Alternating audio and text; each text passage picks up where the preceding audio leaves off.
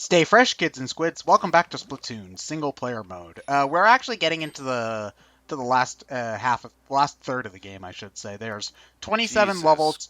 Yeah. Christ, they're staring right into my souls.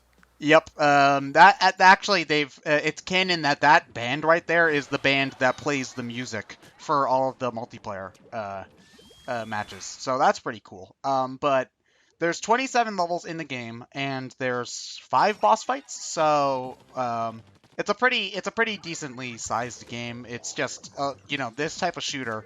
I think it would have dragged if it had gone on much longer than this. Like I think they might have been able to squeeze one more Yeah, world.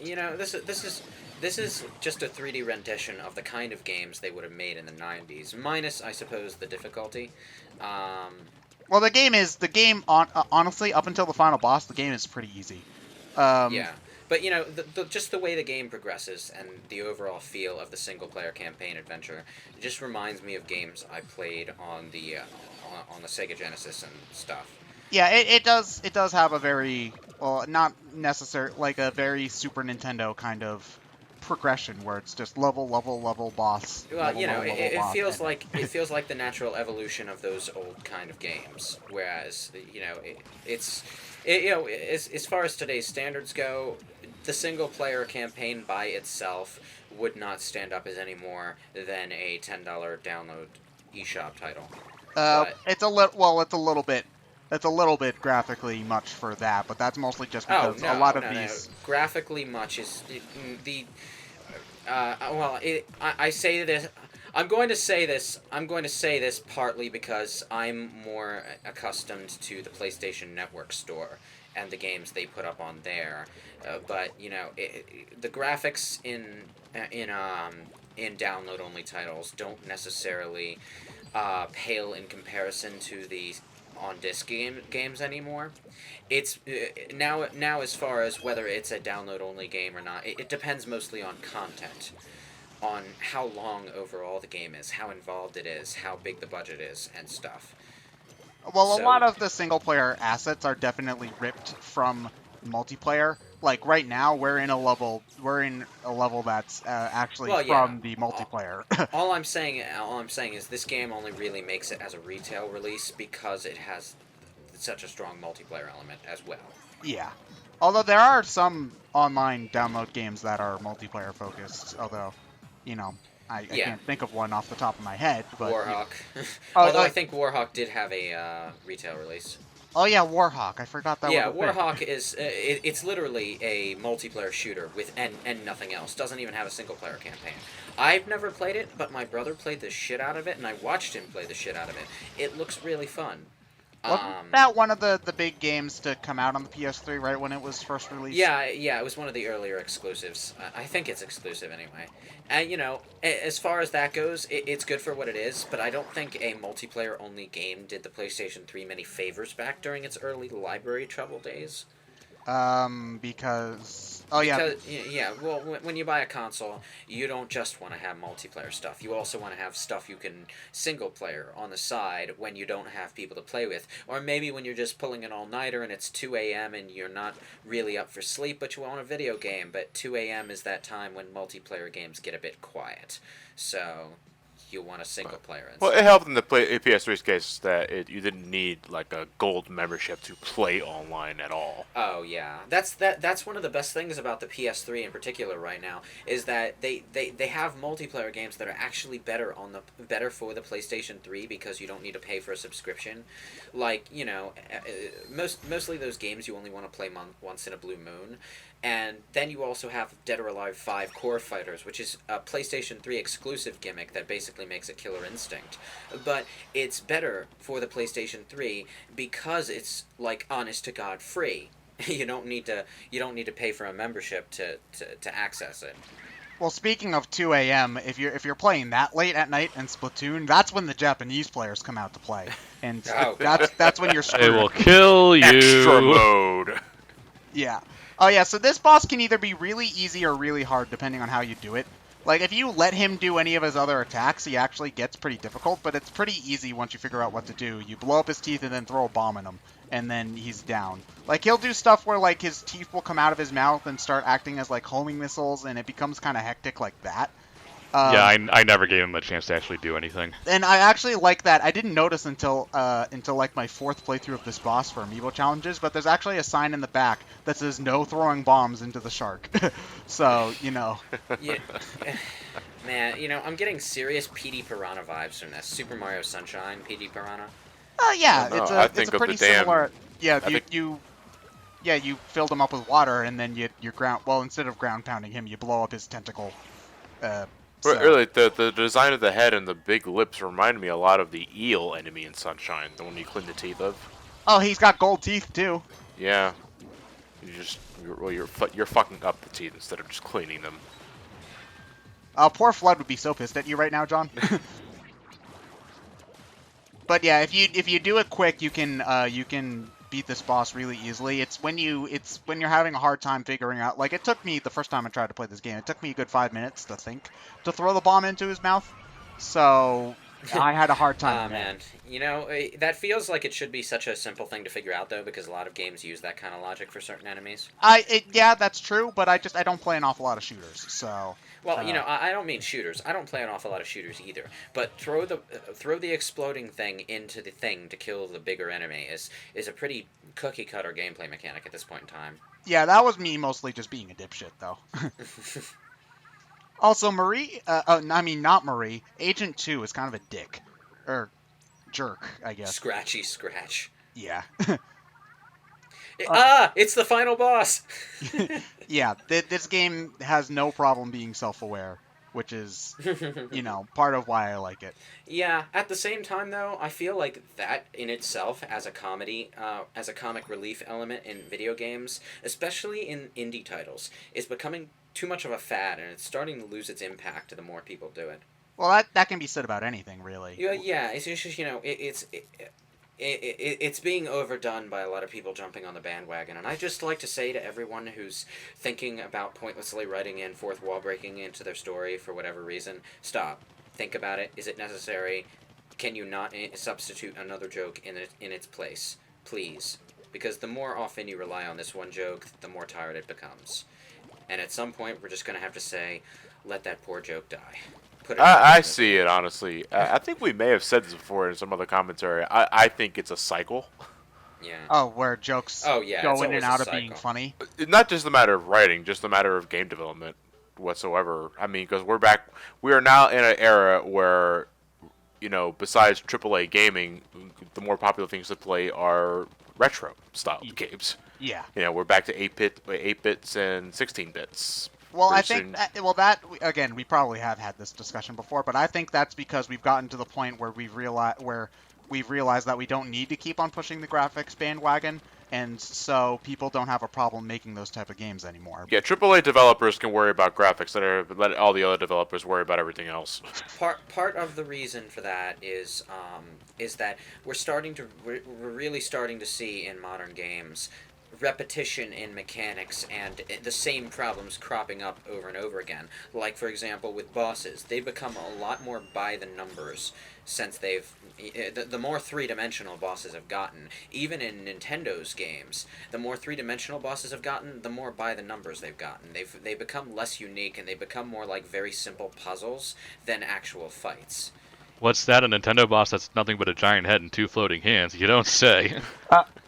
Well, those have even entered the 2D space, because Donkey Kong Country Returns final boss is that. Yeah, I know, but it's just that it's like Nintendo's favorite thing to do for a boss design. Yeah, but the more often that kind of problem occurs in games where the bosses are absolutely pitiful because of the constraints, I suppose you could say, of trying to design them along certain modern conventions, the more stuff sticks out, like Freedom Planet having the really Gunstar Heroes style bosses, which you don't really see in modern games.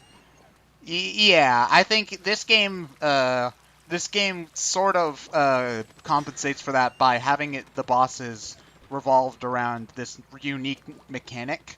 And I think, where in a lot of modern games where the mechanics are often just twists on things we've seen before, it's harder to have bosses be unique. Like, I know well, not necessarily unique, but it's harder to have them stand out too much without a unique gameplay kind of convention to revolve them around.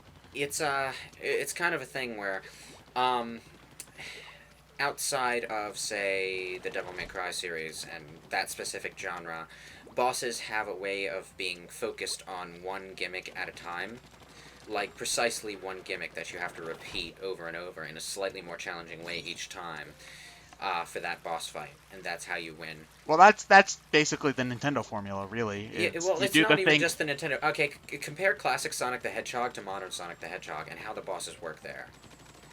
Well, in Sonic, you hit the thing like 8 times and then it's dead. And You hit the thing like 8 times and then it's dead, but then every boss has a different thing that you need to get around to fight it, to deal the damage and hit it, you know? And then, what about the modern Sonic bosses? What do you do in the modern Sonic bosses? you run real fast. And you Yeah. homing attack them. Yeah, it's like Sonic Unleashed, all of the Eggman bosses were chaser bosses. All of the Werehog bosses were slightly more interesting, but that was because the Werehog was going into the stylish action genre in an admittedly very poor way, but it was able to vary the way its bosses behaved more. At the very least, Adventure tried to have different, tried to emulate the classic bosses a little bit more, but obviously you can't hit them as many times in a 3D game because that would just take too long. No, because what winds up happening is that in order to make the 3D bosses more of a spectacle, bosses have longer transition periods between hits, and they also prevent you from hitting it multiple times in one go. Yeah.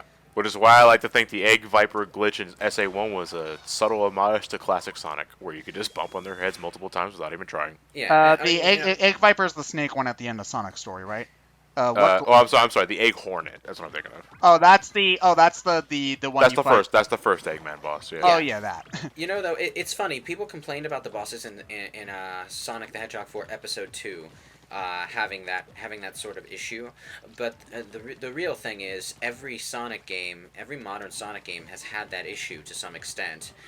It's just more glaring in Sonic the Hedgehog 4's case because you sort of expect it to play like the classic games. Well, I don't And when know. it doesn't, it's like, Nothing can why?